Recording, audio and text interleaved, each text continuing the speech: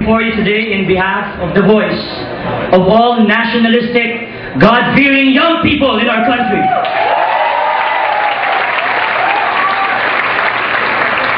Maniwala po kayo sa amin pag sinabi namin, mayroon pa rin pag-asa sa kabataan.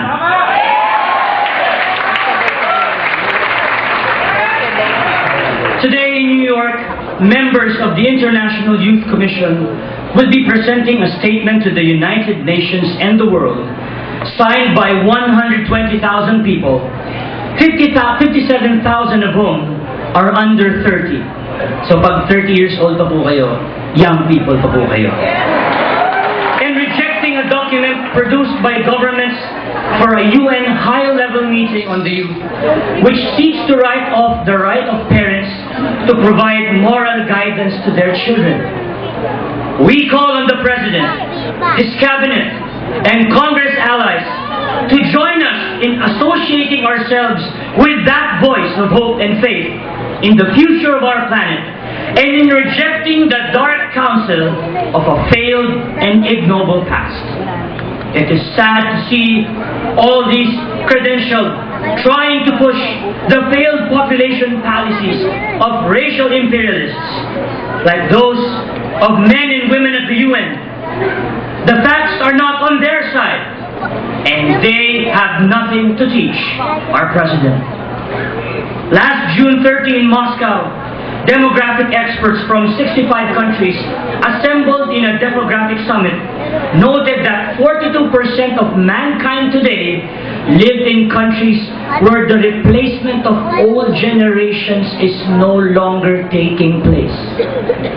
They identified depopulation as the world's next serious crisis and called on governments to stop interfering with the private life of families under the pretext of family planning, protection of the rights of the child, gender equality, and etc. We call on the President, his Cabinet, and Congress allies to take note of this life-changing development and to provide the leadership and the common sense that would jolt all our pro-RH supporters from their state of druggy sleep. We are a young nation with a robust and vibrant population. This is our primary and ultimate resource, our basic and abiding strength. We only need to invest in it and develop it. We are a nation of believers, and that is a source of an even greater strength. Taliwas sa mga kamaliang ipinipilit by the dogma of political correctness, faith and democracy can coexist without one harming the other.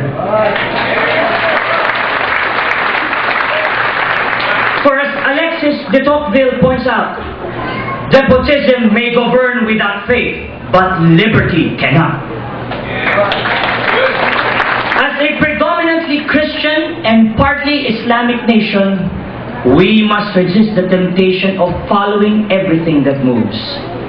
We must reject the proposition that we could enact a law, any law, that removes the most fundamental area of human behavior, such as the intimate exercise of the procreative and unitive aspect of every marriage, from the regulation of the moral law. We cannot reduce the noblest human act into a mere act of man, devoid of any sense of right or wrong.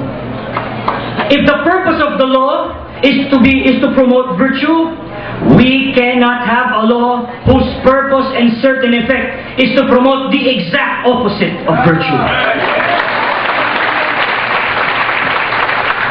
The RH Bill, in the raw and rather bold language of its principal author, seeks to guarantee everyone, quote-unquote, a safe and satisfying sex life without any consequence that would create any kind of parental responsibility. That would render the virtue of chastity and continence completely superfluous and unnecessary. Therefore, rather than continue wasting time, money, and effort on this bill, Congress should now devote its time and energy to crafting laws that would eradicate poverty, strengthen education, healthcare, workers' rights, broaden democratic space, and ensure the long-term peace and stability of our society. May I say this with all emphaticness, it is time to enact the Freedom of Information Act.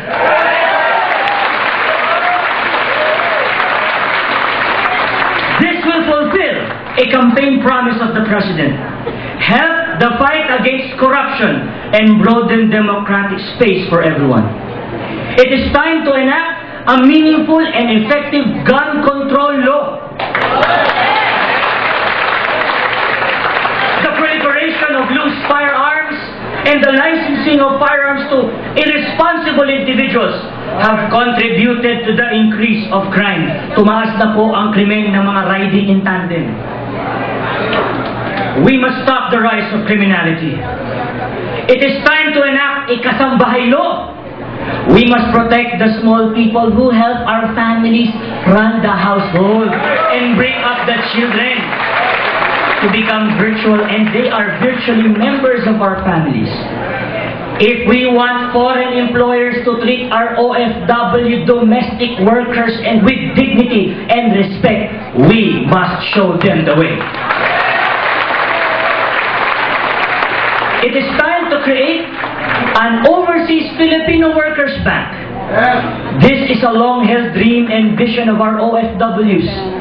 Vice President Bina is reported to have forwarded this to the President, and the latter has no objection to it. But Congress must now work on it. It is time to revive the tree planting law and cover the whole country with trees. The DENR has a greening program that aims to green 1.5 million hectares of tenured land at the cost of 14,000 pesos per hectare. The old Marcos decree was cost-free to the government. It is time to revisit the mining law. Congress must plug the loopholes that had been used by certain parties to frustrate the original intentions of the law. It is time to enact an honest-to-goodness healthcare program that will address the leading causes of mortality, upgrade all health services and facilities, and make it easy for the poor to enjoy free hospitalization and medical care anywhere in the country.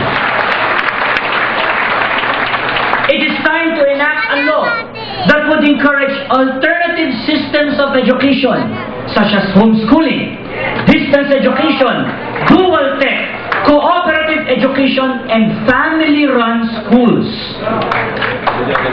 The law must upgrade the government support for all schools, but revisit the standards for the creation of state colleges and universities, not to put the RH Bill sex education in the public schools and private schools. And you will like this. It is time to enact real electoral reforms to restore the integrity of the ballot. Paano po? Limit a candidate's election expenses to not more than the equivalent of his or her salary and allowances during his or her term of office. Allow a system of recall for all elected officials outside of those who may be removed only by impeachment. Permanently bar from public office anyone, as in anyone, proved to have won his or her position by fraud.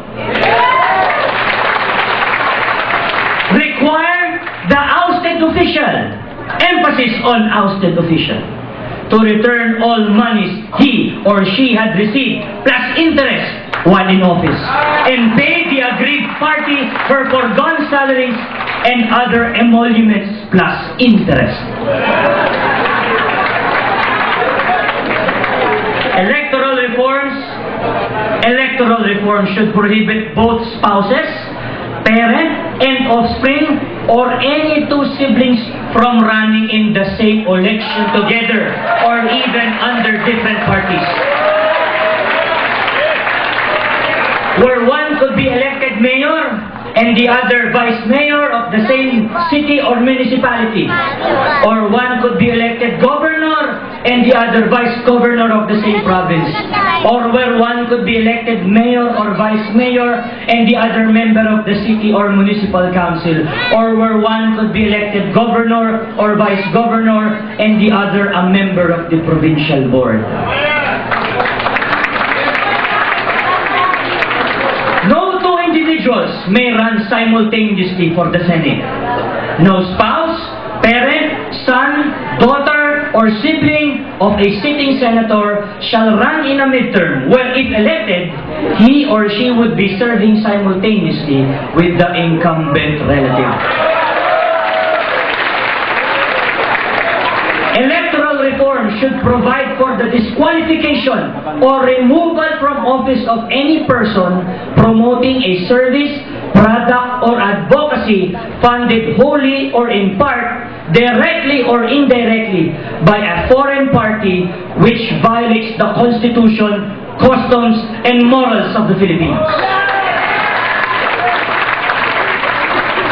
It should further provide that except for aid to victims of calamities and conflict, no money for any advocacy work shall be transmitted to any private party in the Philippines by any foreign source without the prior knowledge of the DFA, which shall certify that the fund being transmitted will not be used to undermine or subvert the Constitution, the laws, and customs of the Philippines. May I say, the time should never come for the RH bill to be passed. Never, ever. But for every other bill that is pro